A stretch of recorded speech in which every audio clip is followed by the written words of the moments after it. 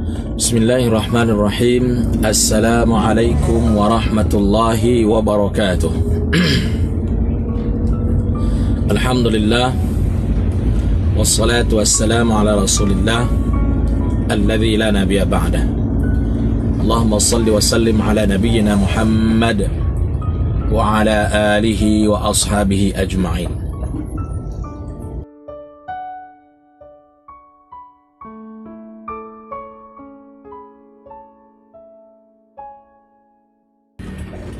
Hadirin hadirat al-musyahidun al-kiram, bersyukur kita kepada Allah subhanahu wa ta'ala karena Allah subhanahu wa ta'ala menjadikan kita insan yang senantiasa bertakwa kepada Allah subhanahu wa ta'ala.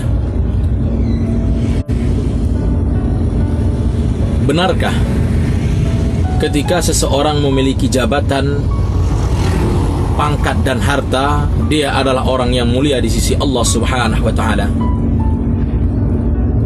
sehingga bisa memandang rendah orang yang tidak memiliki jabatan, pangkat dan harta? Ini adalah pertanyaan yang menarik, perlu kita garis bawahi, menjadi pegangan bagi kita. Ghaniyun hamid, yang kaya lagi terpuji itu adalah hanya Allah subhanahu wa ta'ala.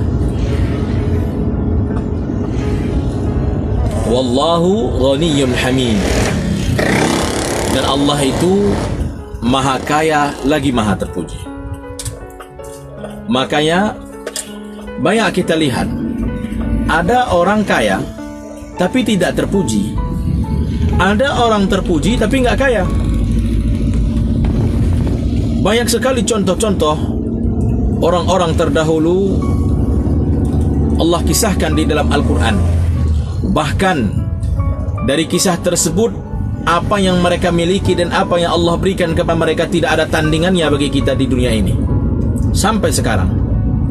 Pertama, dari segi jabatan, Fir'aun laknatullah alaih. Fir'aun ini adalah seorang raja.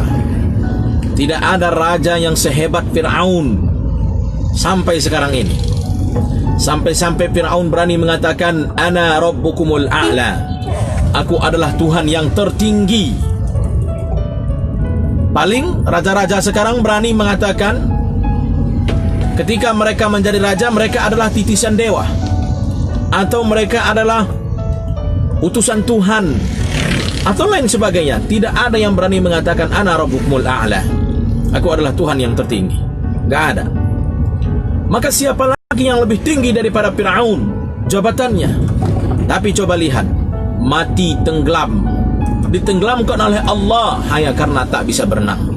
Betapa sepelenya mati Fir'aun. Kemudian masalah kekayaan, siapa yang lebih kaya daripada Qarun? Qarun adalah orang yang terkaya sampai sekarang ini, tidak ada yang dapat melebihi kekayaan Qarun. Saking kayanya Qarun,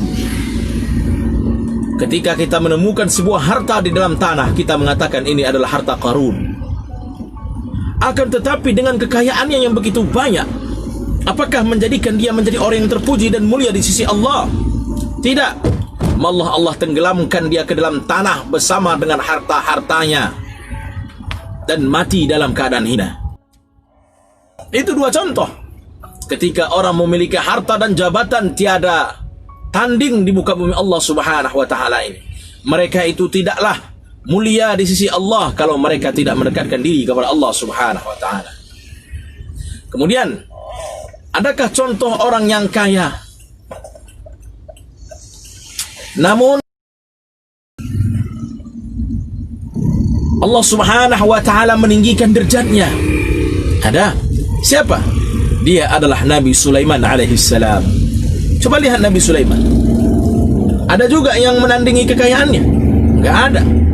Nabi Sulaiman alaihissalam adalah seorang raja yang tiada dua sampai detik ini. Nabi Sulaiman memiliki kerajaan, tidak hanya memimpin manusia, tapi sampai makhluk jin pun dipimpinnya. Kalau sekarang pemimpin nggak pernah dia mampu memimpin jin, yang hanya dia mampu menjadi hamba jin. Ada. Nabi Sulaiman tidak. Dia menjadi raja untuk jin, dia menjadi raja untuk segala hewan, dan begitu juga manusia. Kenapa? Karena Nabi Sulaiman adalah pemimpin yang dekat dengan Allah, pemimpin yang senantiasa mendekatkan diri kepada Allah Subhanahu wa taala, dan lebih daripada itu, Nabi Sulaiman alaihissalam adalah pemimpin yang memiliki ilmu agama. Ya hadirin hadirat yang dirahmati Allah Subhanahu wa taala, ilmu pun dapat mengangkat derajat manusia. Hal ini seperti firman Allah Subhanahu wa taala, A'udzubillahi minasyaitonir rajim, yarfa'illahu alladhina amanu minkum walladzina utul ilma darajat.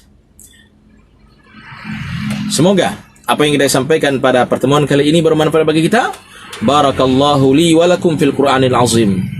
Wa nafa'ni wa iyyakum bima fihi minal ayati waz zikril hakim, wa taqabbala minni wa minkum tilawatahu innahu wal ghafurur rahim. Assalamu alaikum warahmatullahi wabarakatuh.